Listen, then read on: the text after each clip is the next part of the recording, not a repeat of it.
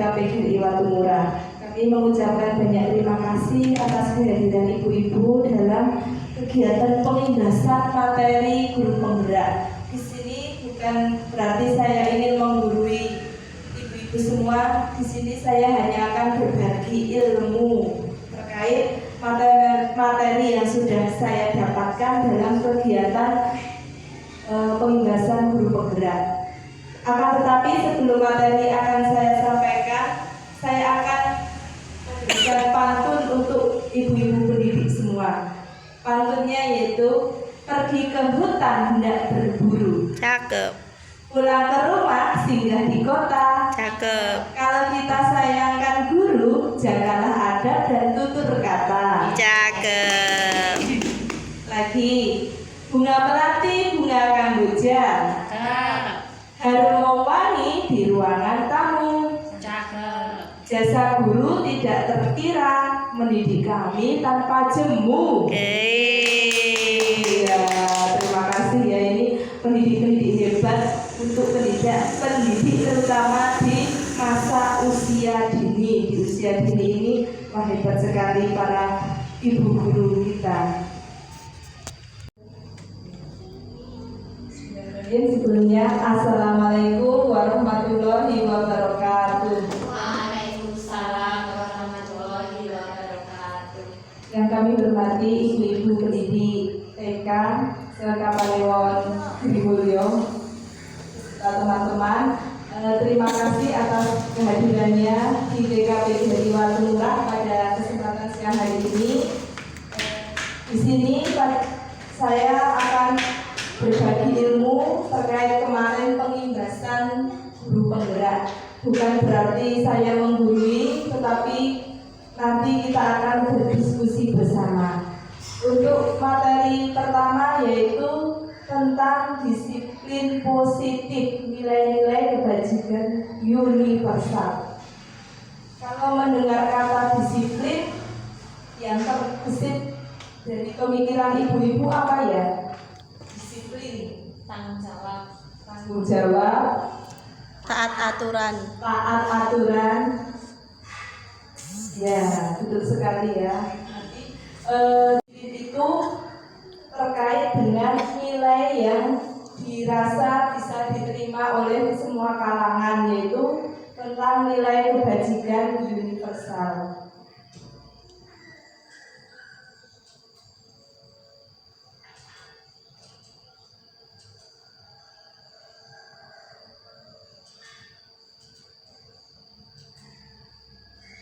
Nah, di sini ada teori kontrol dari Dr. William terkait miskonsepsi kontrol. Yang pertama, ilusi guru mengontrol murid. Murid mau melakukan instruksi, bukan berarti guru dapat mengontrol murid. Namun, murid mau melakukan karena dia menyediakan diri untuk dikontrol. Ya, sering kita temui ya, wah, anak-anak kita manut, ternyata bukan mereka itu karena kita, diri anak itu menyediakan diri untuk mau dikontrol. Terus ada juga ilusi bahwa semua penguatan positif, efektif dan bermanfaat. Penguatan positif adalah bentuk kontrol atas perilaku murid. Namun bisa jadi murid menolak bujukan kita atau bahkan menjadi tergantung pada pendapat guru. Kadang kita memberikan penguatan positif kepada anak, tetapi belum tentu anak itu bisa menerima, kadang malah menolak. Kadang juga bisa menjadi tergantung pada pendapat guru. Selanjutnya, ilusi bahwa kritik dan membuat orang merasa bersalah dapat menguatkan karakter. Menggunakan kritik dan rasa bersalah untuk mengontrol murid menuju pada identitas. Teori kontrolnya William Glasser itu, kalau kita ada anak yang salah, terus kita memberikan pendekatan sehingga anak itu merasa bersalah, itu sama saja membuat anak itu pada identitas gagal. Selanjutnya, ilusi bahwa orang dewasa memiliki memiliki hak untuk memaksa. Perilaku memaksa tidak akan efektif untuk jangka waktu panjang dan sebuah hubungan permusuhan akan terbentuk. Kita memaksakan murid kita untuk mengikuti aturan, dia mau melakukan dengan paksaan, terpaksa, maka itu menurut teori kontrol ini akan membuat sebuah hubungan permusuhan. Ini menurut Stephen Covey, bila kita ingin membuat kemajuan perlahan, sedikit perilaku Anda. Berarti berawal dari diri kita sendiri dulu, baru orang lain. Namun bila kita ingin memperbaiki cara-cara utama kita, maka kita perlu mengubah kerangka acuan kita. Ubahlah bagaimana Anda melihat dunia, bagaimana Anda berpikir tentang manusia. Ubahlah paradigma Anda, skema pemahaman dan penjelasan aspek-aspek tertentu tentang realitas. Ini ada perubahan paradigma antara teori stimulus respon dan ke teori kontrol. Bisa kita baca kalau stimulus respon di sini memandang semua orang punya kebutuhan sama, membuat semua orang sama, membuat semua orang itu berpandangan sama. Berbeda dengan teori kontrol. Di sini teori kontrol manusia, kebutuhan setiap individu itu berbeda, setiap orang memiliki gambaran yang berbeda dan memahami pandangan tentang orang lain, tentang dunia. Nah, ini antara perbedaan stimulus respon ke teori kontrol. Ini sekali ya. Nah, dari aktivitas ini pendapat ibu-ibu ini gambar apa ya? Gambar guru sedang menerangkan cara menggosok gigi dengan muridnya. Oh ya, bagus sekali. Yang lain? Guru memperlihatkan hasil karya. Guru memperlihatkan hasil karya. Yang lain? Ya, ini intinya sedang proses pembelajaran ya, kegiatan pembelajaran.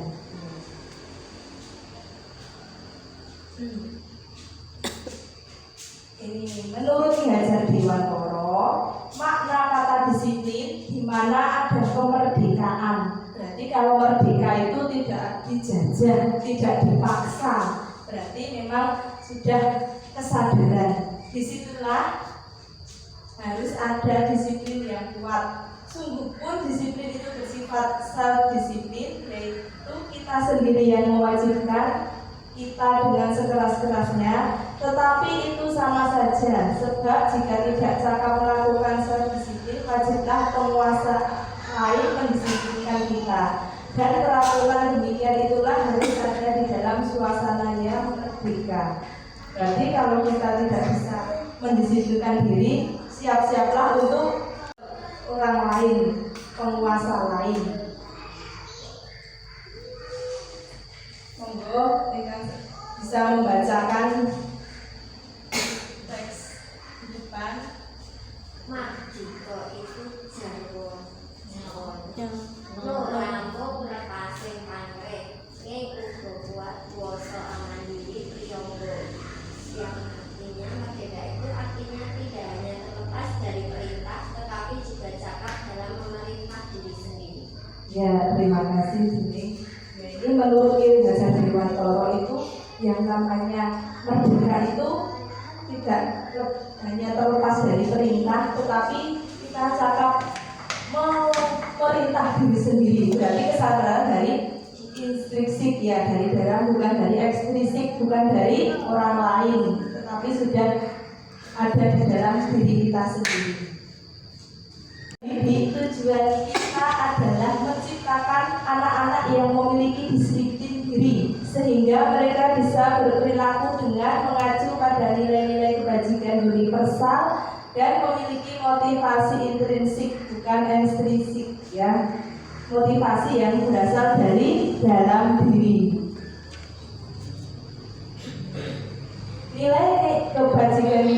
universal, yang berarti nilai kebajikan yang disepakati bersama lepas suku bangsa, agama, bahasa maupun latar belakangnya. Nih, di sini di dalam kurikulum Merdeka ada namanya P5 ya, penguatan profil pelajar Pancasila. Ini ada 6 dalam profil Pancasila dan 6 nilai-nilai. Yang pertama, beriman, bertakwa kepada Tuhan Yang Maha Esa dan berakhlak mulia, berkebinekaan global, bergotong royong, kritis dan mandiri. Nah, ini nilai-nilai yang diyakini sebagai nilai-nilai universal.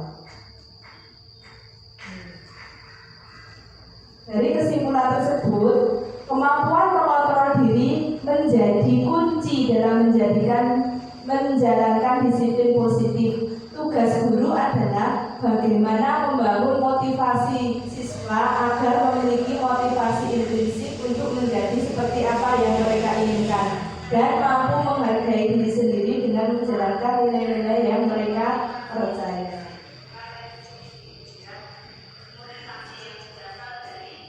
Demikian untuk materi pertama tentang disiplin positif. Selanjutnya yaitu tentang teori motivasi.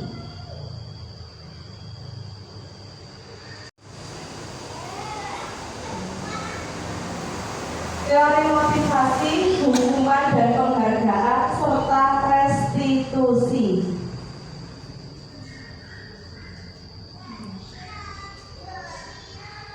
Ini ada teori motivasi perilaku manusia. Di sini ada motivasi eksternal juga dan internal. Kita bisa lihat untuk motivasi eksternalnya, untuk menghindari ketidaknyamanan atau hukuman, apa yang terjadi apabila saya tidak melakukannya.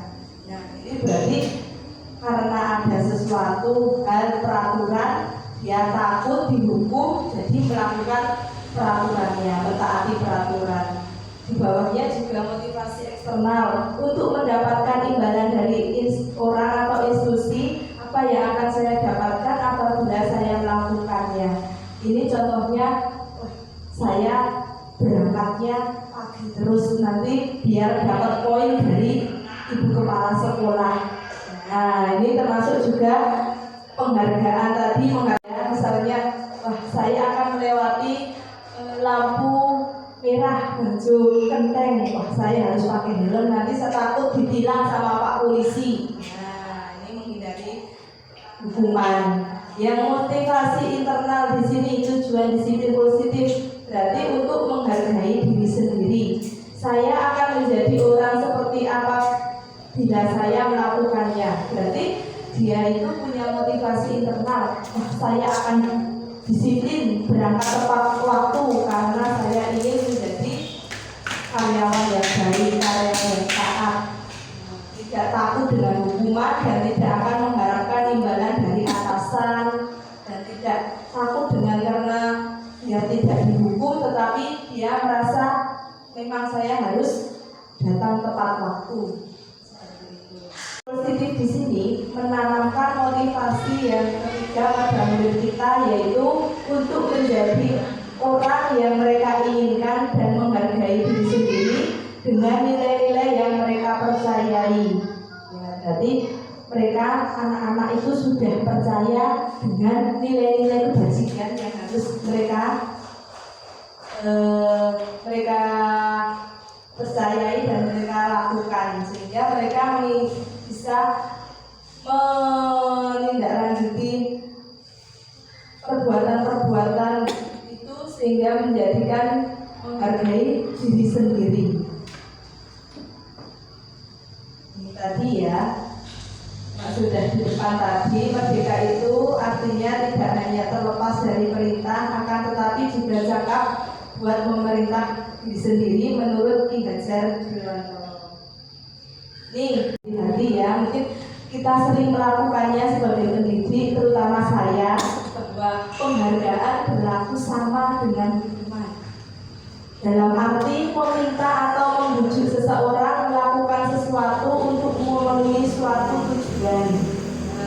Dan kalau hukuman tadi, kalau tidak melakukan ini nanti dapat konsekuensi hukumannya. Kalau untuk penghargaan tadi, kamu kalau bisa melakukan ini akan saya berikan apresiasi. Nah, seperti itu. Tujuan tertentu dari orang yang meminta atau membujuk, dorongannya eksternal dan ada faktor ketergantungan. Berapa dampak dari pemberian penghargaan? Nah, ini teorinya menurut Alfikon. Nah, ini tadi di sini ternyata hukuman dan penghargaan itu berlaku sama. Bapak Ibu memberikan hukuman atau penghargaan pada murid? Pernah. Nah, bentuknya apa? Nanti dikasih bintang kalau tertib. Ya, itu. Kalau rapi doanya terus ulang dua. Ya. Nah, ini masih sering ya. Jadi Memang kita itu- sudah menjadi kebiasaan. ya mungkin harus banyak belajar ya, terutama saya sendiri ya. Itu ternyata menurut teori ini memberikan hukuman dan penghargaan itu berlaku sama. Ya. Ini ada ilustrasi hukuman dan konsekuensi. Nah, ini di sini hukuman itu bersifat tidak terencana atau tiba-tiba. Kalau konsekuensi terjadi dalam bentuk yang sudah terencana atau sudah disepakati. Hukuman, konsekuensi.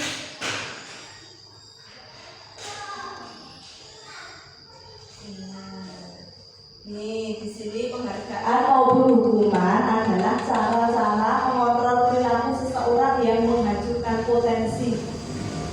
Tentunya ya, ternyata menghancurkan potensi untuk pembelajaran yang sesungguhnya. Pengaruh jangka pendek dan jangka panjang, penghargaan menghukum, penghargaan mengurangi ketepatan, penghargaan tidak efektif, penghargaan merusak hubungan. Dihukum oleh penghargaan. Penghargaan menurunkan kualitas, penghargaan mematikan kreativitas, penghargaan mengurangi motivasi intrinsik. Nih, di sini ada bentuk yang pertama, beri pengakuan secara khusus, beri pengakuan secara pribadi, beri pengakuan kepada semua murid atau bergantian, beri pengakuan secara konsisten, fokus pada proses. Nah, ini nanti lebih kepada restitusi. Nah, ini tadi pengakuannya itu dalam bentuk pembukaan. Kemarin saya perhatikan nilai kebajikannya, rasa empatimu besar sekali pada saat menolong murid baru di kelas kita. Nah, bisa juga Bu Guru bilang, kemarin Bu Guru lihat Mas Anu ngasih jajan temannya. Wah, terima kasih ya, kamu hebat, kamu anak yang suka berbagi. Nah, ini kan memberikan apresiasi atas kebajikan yang dilakukan oleh murid kita. Ini ada perbedaan hukuman atau konsekuensi. Yang pertama, mencatat 100 kali di dalam buku kalimat, saya tidak akan terlambat lagi karena terlambat sekolah. Ini termasuk Hukuman. Lari mengelilingi lapangan basket 2 kali karena terlambat hadir di sekolah. Hukuman. Murid diminta untuk push up 15 kali karena tidak menggunakan masker ke sekolah. Konsekuensi. Konsekuensi ya, mungkin sudah ada kesepakatan bersama. Menggantikan kertas tugas teman yang telah dicoret-coret. Konsekuensi. Membersihkan tumpahan air di meja tulis karena tersenggol pada saat belajar. Murid disuruh untuk tidak mengenakan sepatu seharian. sekolah karena tidak mengenakan sepatu hitam. Konsekuensi. Lari mengelilingi lapangan basket 2 kali karena terlambat 10 menit untuk pelajaran. Konsekuensi.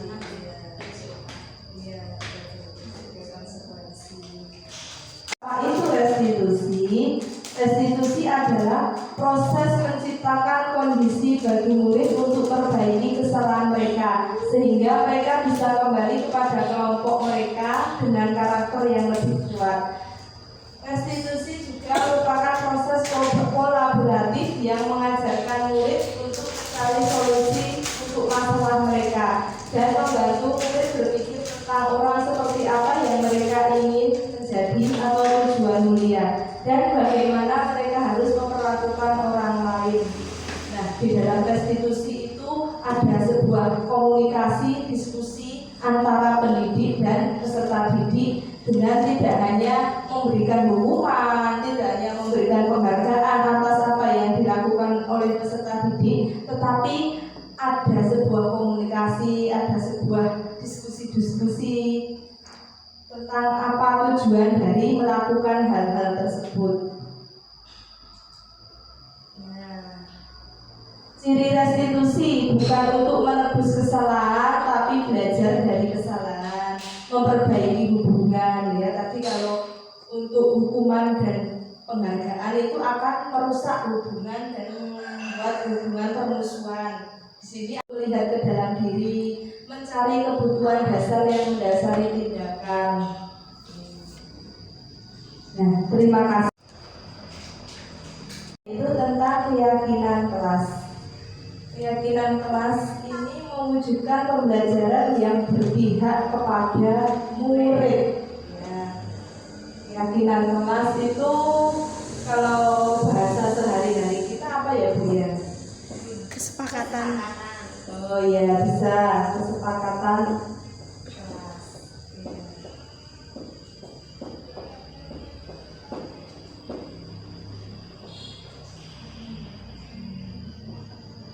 Mengapa keyakinan kelas? Mengapa tidak peraturan kelas saja?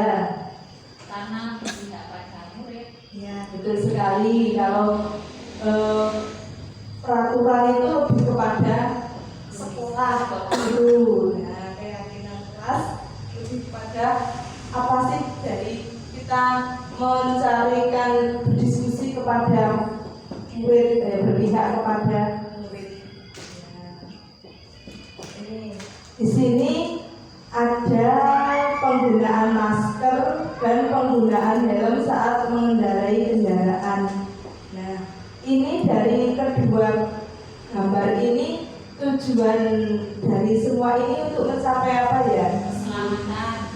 Ya, betul sekali, keselamatan endingnya ini mereka bisa mewujudkan keselamatan pada diri seseorang dan di sini juga ada kesadaran bahwa dengan menggunakan helm saat mengendarai kendaraan akan selamat. Nah, benar sekali kemungkinan dari gambar tersebut adalah untuk kesehatan dan keselamatan. Nah, nilai-nilai kebajikan itu disebut juga nilai-nilai universal, bisa diterima oleh semua kalangan di mana saja maupun bagi siapa saja.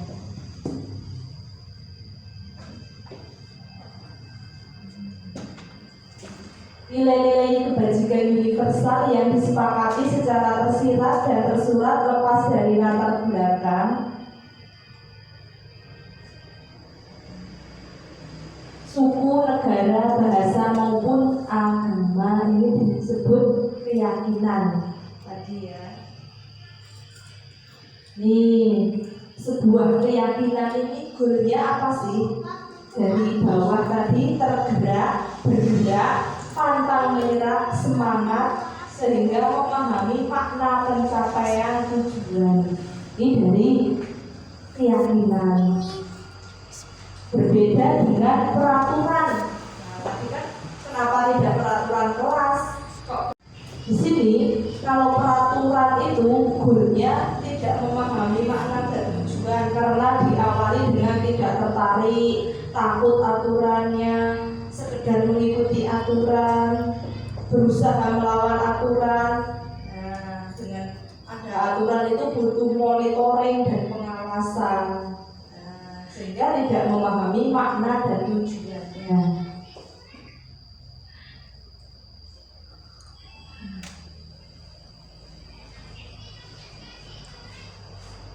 Bagaimana menyusun keyakinan kelas?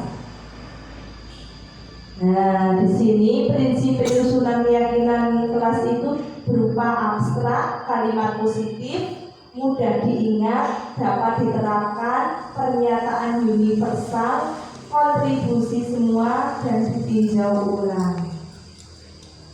Nah, kalau kita bisa membuat keyakinan kelas dengan apa ya, poster, dengan catatan menggunakan kalimat positif. Mungkin ibu-ibu bisa menyebutkan keyakinan kelas yang bisa disepakati bersama untuk anak-anak TK. Budaya antri, misalnya Budaya antri, Berbicara bergantian. membuang sampah pada tempatnya, berbicara pelan, ya. Dan kita berusaha untuk mengurangi kata jangan, tidak boleh, ya. Ini mengingatkan saya sendiri ya. Ayo, tidak boleh. Jangan di situ. Ya, ini ya. Kita karena penekanannya di sini dengan menggunakan kalimat positif, berarti tidak ada kata jangan, tidak ada kata tidak boleh. Kita berusaha.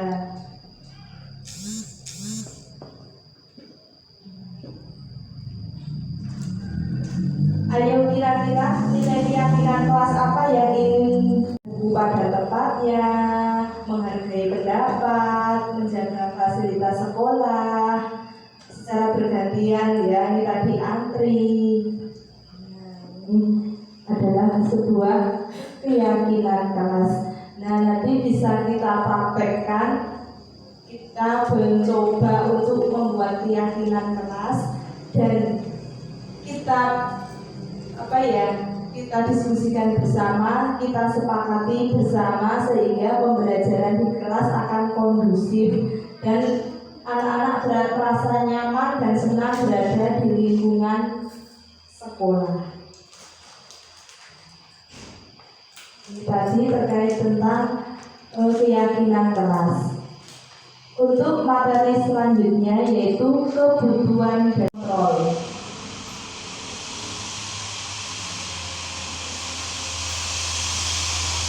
Apa saja kebutuhan dasar manusia itu? Ini ada pertanyaan memantik Ibu Ambar, guru wali kelas 2A di SD Pelita Hati, sedang bingung menghadapi ulah salah satu murid di kelasnya, namanya Doni.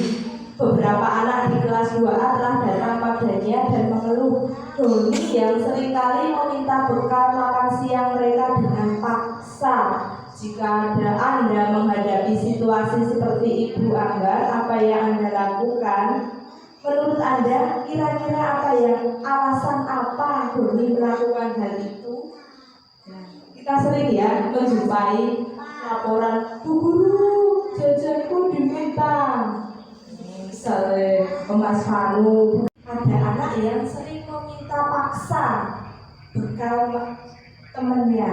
Nah, dari ini seluruh tindakan manusia memiliki tujuan. Berarti Doni tadi memiliki tujuan mengapa kok melakukan tindakan tadi, ya. Ketika seorang murid melanggar peraturan, bisa jadi karena mereka gagal memenuhi kebutuhan dasar mereka.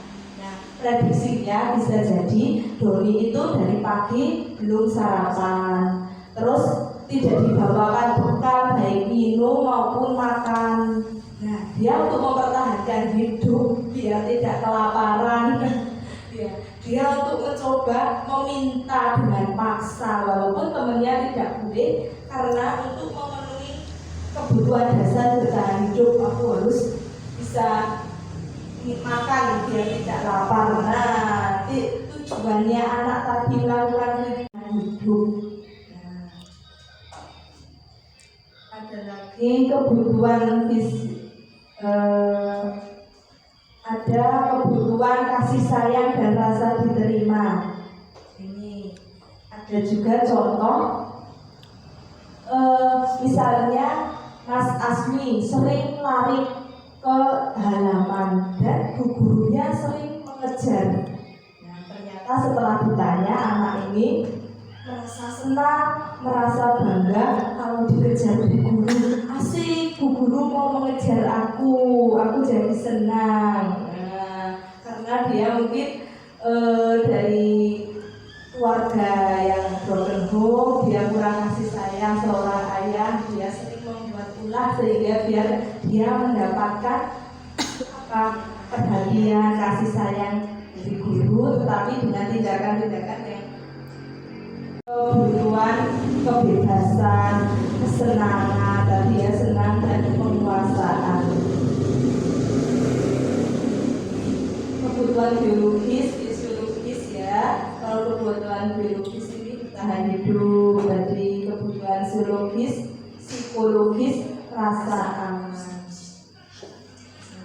Kasih sayang dan rasa diterima, kebutuhan akan hubungan dan koneksi sosial, memberi dan menerima kasih sayang, menjadi bagian dari suatu kelompok untuk tetap terhubung dengan orang lain. Terkait tentang kebutuhan penguasaan, yaitu kebutuhan untuk mencapai sesuatu, hubungan yang berharga. Nah, karena tadi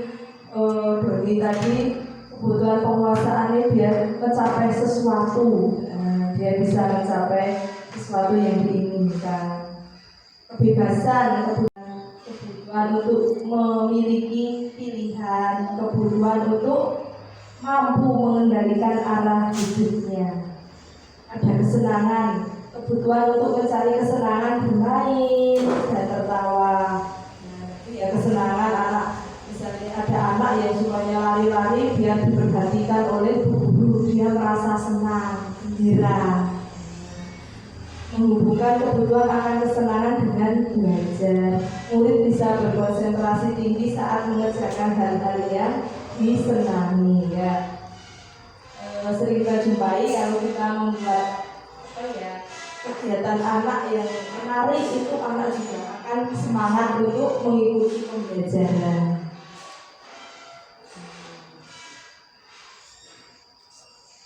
Ini ya tadi ya, seperti analisis tadi, Bimo seorang anak PKB selalu bermain keluar kelas menuju jalan raya di depan sekolahnya yang ramai dengan kendaraan.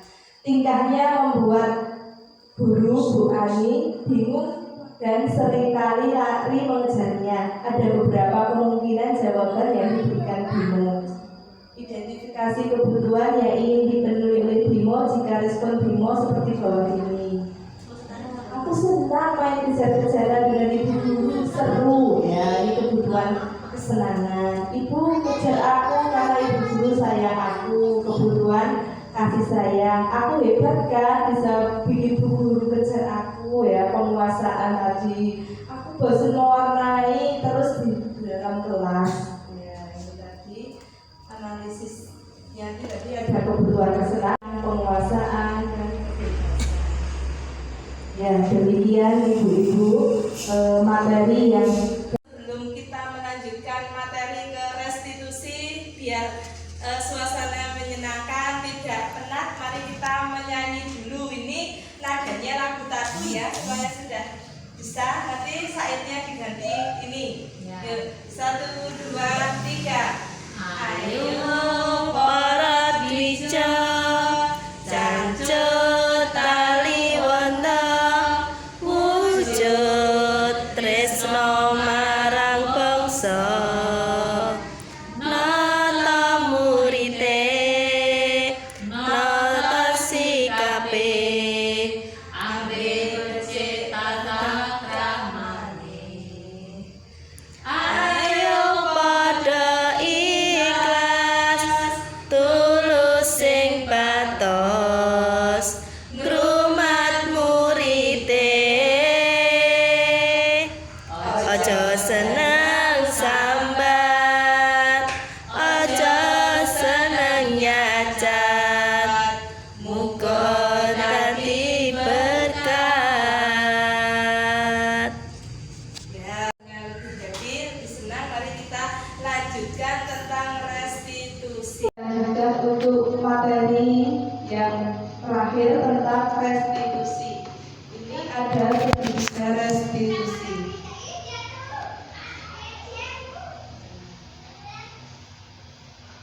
Mari kita ingat kembali, tadi ada hukuman, konsekuensi, dan restitusi. Tadi dari materi sebelumnya. Dari hukuman, yaitu proses memperbaiki perilaku dengan cara memberikan sesuatu yang menyakitkan harus terjadi akibat tindakan yang dilakukan. Sedangkan konsekuensi, sesuatu yang seharusnya terjadi akibat tindakan yang dilakukan. Kalau untuk restitusi, proses menciptakan kondisi bagi murid untuk memperbaiki kesalahan mereka sehingga mereka bisa kembali pada kelompok mereka dengan karakter yang lebih kuat. Restitusi ini tidak hanya melibatkan murid, tetapi juga menunjukkan kontrol diri kepada anak untuk tindakan apa yang harus dia lakukan agar lebih baik.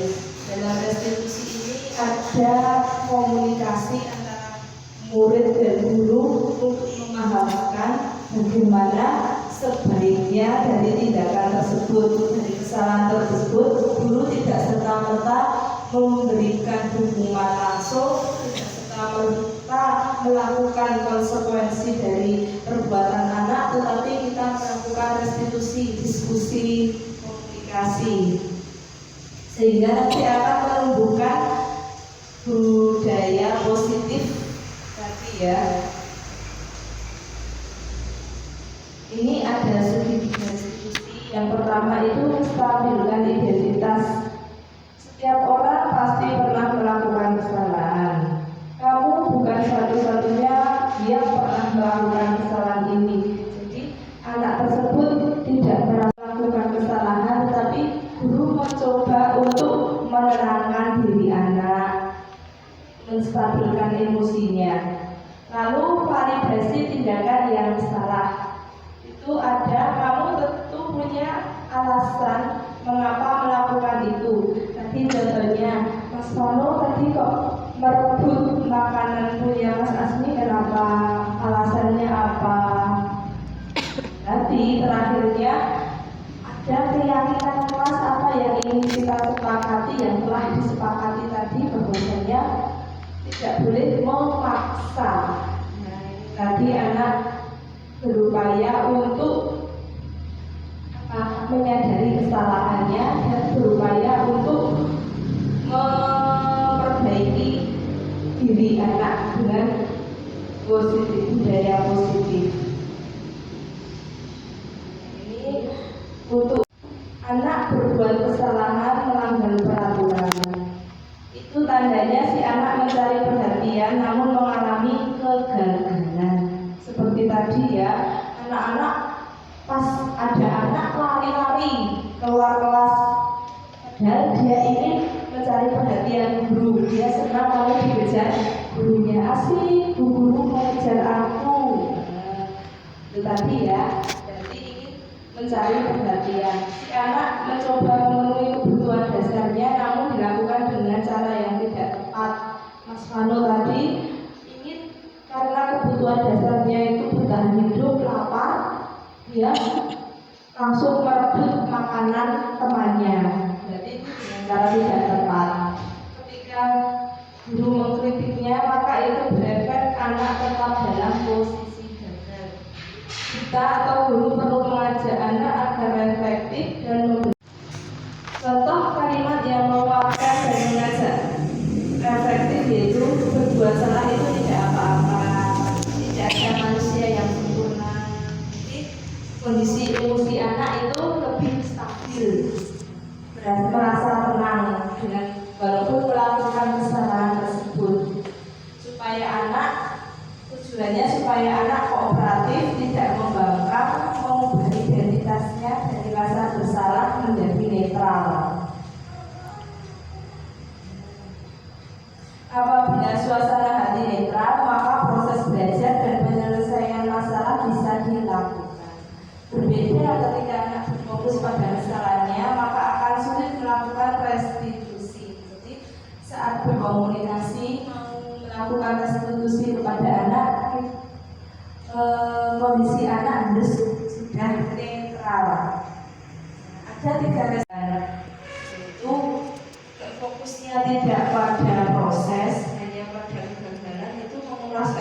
lagi. Ketika anak merasa bersalah, maka ia memiliki identitas gagal. Anak tetap terperangkap di masa lalu di mana ia tidak bisa berbuat apa-apa. Yang kedua, validasi tindakan yang salah. Setiap tindakan selalu didasari tujuan, yaitu tujuan untuk memelihara bertahan hidup, tidak parah.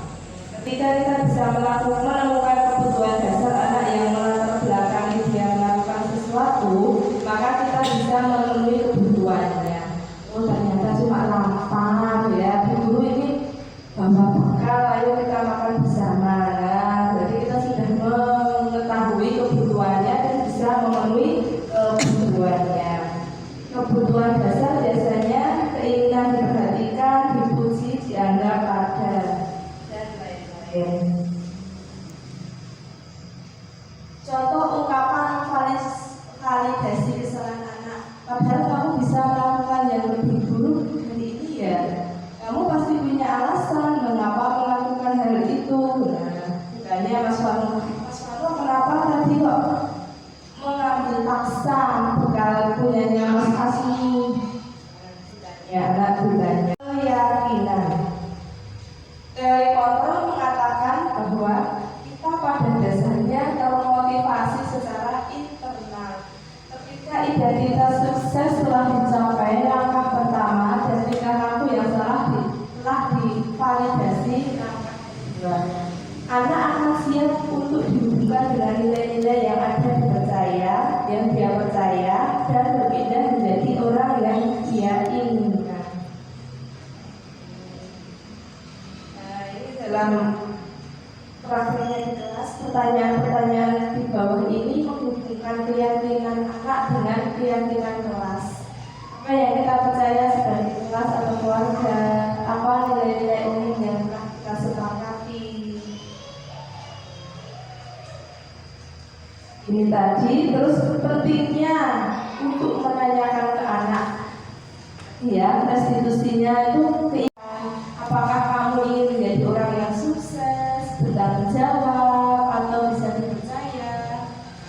Kebanyakan anak akan mengatakan iya, tetapi mereka tidak tahu bagaimana caranya menjadi orang seperti itu. Guru dapat membantu dengan bertanya, seperti apa jika mereka menjadi orang seperti itu. Ketika anak sudah mendapat gambaran yang jelas tentang orang seperti apa yang mereka inginkan, guru dapat membantu anak-anak tetap fokus pada gambaran tersebut. Misalnya anak-anak ingin cita-citanya jadi dokter. Nah, keyakinan apa saja yang harus kita lakukan? Belajar dengan giat, disiplin, tepat waktu, ya, menghargai orang lain.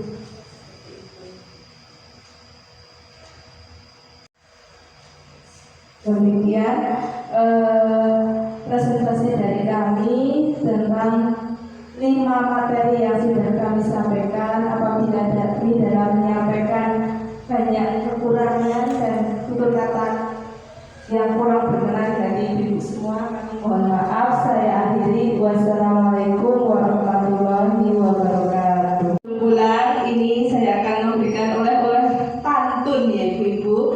Pantun yang pertama, beli kain buat kebaya. Cakep. Kebaya merah hadiah pacar. Waduh. Sekian presentasi saya. Semoga acara berjalan lancar. Yang kedua, biru laut seperti kolam. Cakep. Ikan paus pandai menyelam. Dari lubuk hati yang paling dalam, saya tutup presentasi dengan salam. Yeay. Terima kasih Ibu, terima kasih Ibu, terima kasih kami ucapkan. Terima kasih Ibu, terima kasih